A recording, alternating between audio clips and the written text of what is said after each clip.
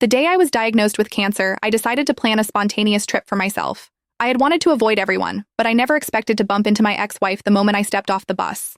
10 years had passed, and neither of us was the same as before. She had washed away the tattoo I'd drawn on her and was now dressed in designer clothes. I, on the other hand, had taken off my wedding ring and was now wearing a urinary catheter. We exchanged a few polite greetings, both of us tactfully avoiding any mention of the past. As we were about to part, Yvonne Grant suddenly spoke.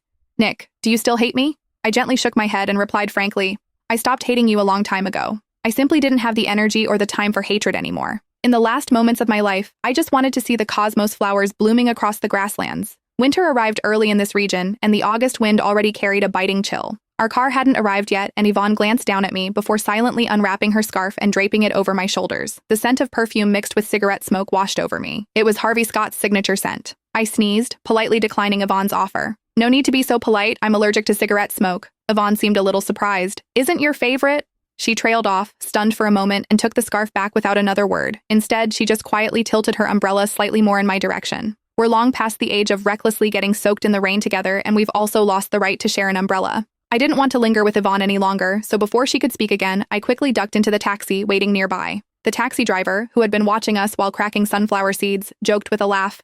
"Hey mate, looks like someone's trying to flirt with you. She's a pretty one. Aren't you going to consider it? She's been looking back at you ever since she left the station until you got into the car." I took 2 pills from my bag and shoved them into my mouth, answering somewhat indistinctly, "No, I'm not considering it. That woman is my ex-wife. We divorced 10 years ago." The driver was taken aback, scratched his head in embarrassment, and deliberately changed the subject. "Oh, I see. Hey buddy, you're here to see the cosmos flowers too, right? It's a shame you didn't come a bit earlier. They're almost all gone." I turned my head to look out the window. The dripping rain blurred Yvonne's retreating figure, and I couldn't see the road ahead clearly. I took a sip of water, suppressing the bitterness in my mouth, and said softly, "I had originally planned to come earlier.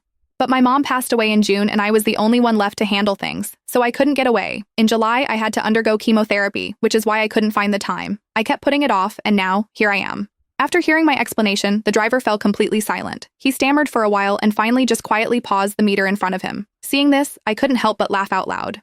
"No need to be so polite, bro. Life and death are a matter of fate. I've long accepted that. The road is still long anyway. Let's chat."